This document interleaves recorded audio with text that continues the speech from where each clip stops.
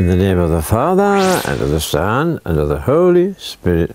Amen. We are going to talk about the Pope. As we've just said, to some people, talking about the Pope is like a rag to a bull. The Pope to English people is anathema. This been built into the genes of the English, the Angles, that the Pope is just the end. I remember, I was brought up in a Catholic school, and this Catholic school was run by the Benedictines, and the Benedictines converted England. But what did we used to do? What did we do? We used to burn effigies of Guy Fawkes. On Guy Fawkes Day, they not only burned the Pope, they burned Guy Fawkes, they also burned the Pope. And just to show you how anti-Catholic English people are, my mother was born into one of these families where they believed in all sorts of things, but her mother told her, there is one thing, my grandmother said to my mother, one thing you must never do, you must never become a Catholic.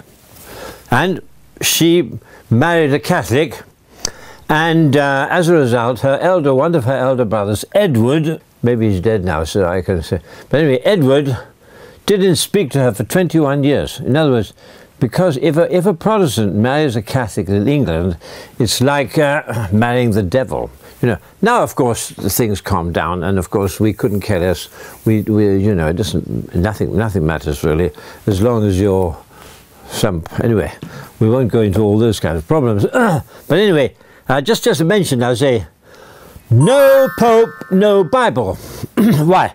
Because the Catholic Church decided what the New Testament was. No Pope, no Westminster, because Westminster means the West Monastery. In other words, no Houses of Parliament.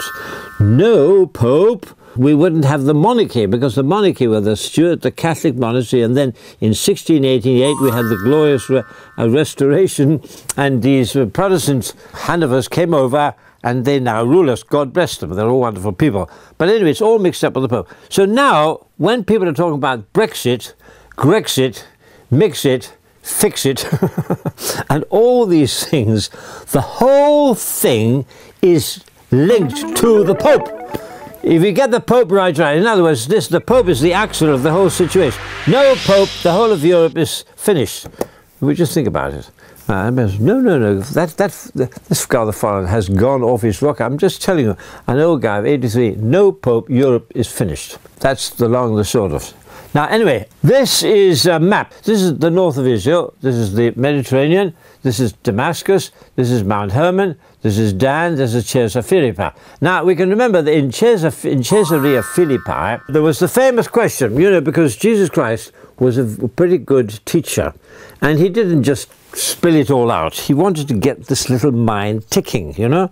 So he asked his disciples, what do people say I am?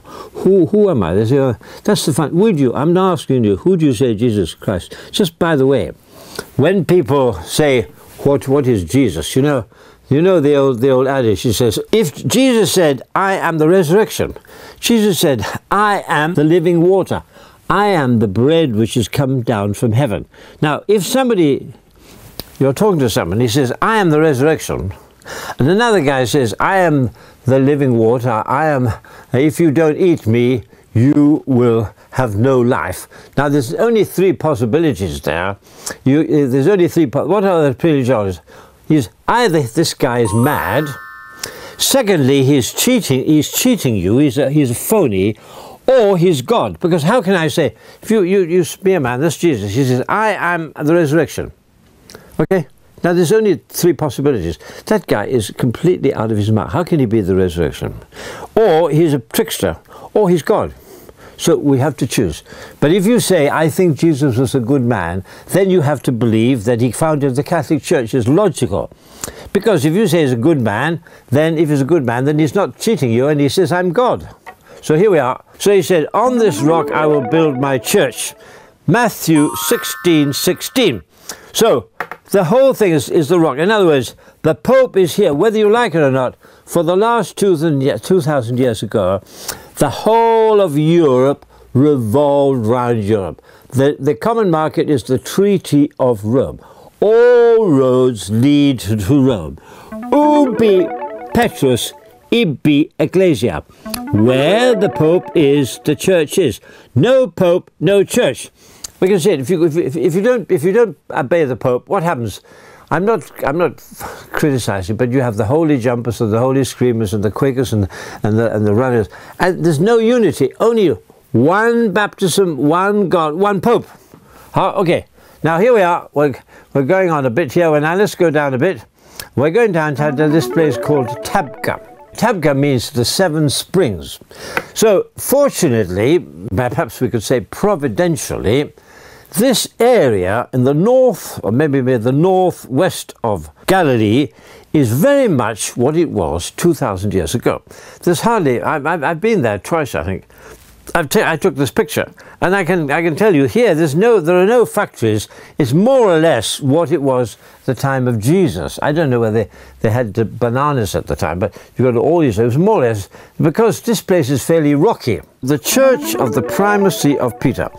Now, anybody, when you call the primacy of Peter, in other words, Peter is the top dog. Now, I think anybody looking at the Bible, reading the New Testament with unprejudiced, objective eyes would come to the conclusion that Peter was the number one apostle. And this particular story, that Peter was in charge. Ubi Petrus, ibi Ecclesia. Where Peter is, there is the church. No Peter, chaos. Just by the way, this sign is the sign of the Holy Land, because they say there were 5 crusades, but there were also the 5 wounds of Christ. So you have a wound here, a wound here, a wound here, a wound there. 5 wounds, the wounds of Christ. So that's the sign of the Holy Land. There we have Galilee. This is the Sea of Galilee, okay? And this is the little church which commemorates what? It commemorates, well, we can remember Jesus Christ met the apostles on the shores of Galilee. We all remember, some of them were mending nets, some of them were just fooling around, and he said, "Follow me." And with Peter, he wanted to make a bit of a show so that he'd remember. He got on Peter's boat, and they were going out, and they were on Peter's boat, and Jesus said, "Put your nets down." But Peter, being a kind of down-to-earth kind of fella, he said, "Look, Jesus, we've been fishing all night." And he could have said, "Look, who do you know? You're a landlubber. You don't know what's going on.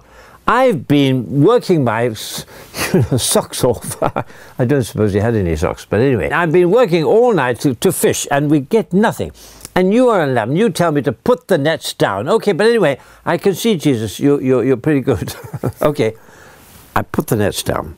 So he puts the nets down, and lo and behold, there was just, the nets were bursting. And what happened? Peter, not being completely stupid, what he did was a proskinesis. What is a proskinesis? Proskinesis is the Greek word for, I think the Chinese people say,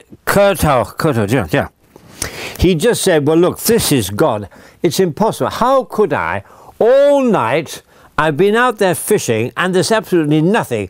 And this guy, out of the blue, well, actually probably not, but anyway, you're right. He said, "Put your net down." And I've been a fisherman all my life. It is impossible for suddenly, all night, no fish, and then all the nets completely fish. So he does a proskinesis. In other words, he bows, he says, this was epiphany. This was a visible divine act. It couldn't be anything else. So he was just shaken to the core. And then Jesus said, "Well, don't worry, old chap, I will make you fishers of men." And this is one of the key stories. But anyway, they go back to their own thing. So they go out there, they go fishing. Here we are, you see. They go, this is the boat. So they say, "Okay, let's go fishing." There's a little cat looking at us here, and this is the church where all this happened. You see, this is a nice new church. You've got the sign of the thing. And so Peter and the apostles, they say, "Okay, let's go out onto this beautiful lake." It's about, and then suddenly there was a voice from the bank of, and they said, have you got anything to eat or something? Anyway, John, because we all know that the eyes of love can he see, John said, it's Jesus Christ. And Peter, apparently the story goes, he had no clothes on, but he was so overcome, he dives into the Galilee and wades across. And Jesus, what's going on? Jesus being a very practical kind of fellow, that Jesus knows quite well that the business of fishing is not an easy business. They're out on the sea all night, and Jesus isn't just one of these holy Joes that all of you say your prayers and everything will be all right. And somebody says, I know everything will be right, but we haven't had anything to eat all day. What's all this, everything? What are you talking about? So Jesus is very practical. He's had let's have breakfast. A little bite to eat, okay? Very practical, down to earth. He said, okay. And he's got some food there, he's got some bread there, and he's got some fish there, and he said, let's have a bite. So in other words, all very down to earth. In other words, so we'll just let this finish off this little excerpt is what we're trying to show here. Jesus Christ is bringing us to heaven. Our eyes of faith should be piercing the Trinitarian, celestial, Empyrean heights. But nature is calling. I am hungry. I want something to eat. And so Jesus said, okay, I understand. Have something to eat. So, in other words, keep your feet on the ground and reach for the stars. Have a good time. God bless.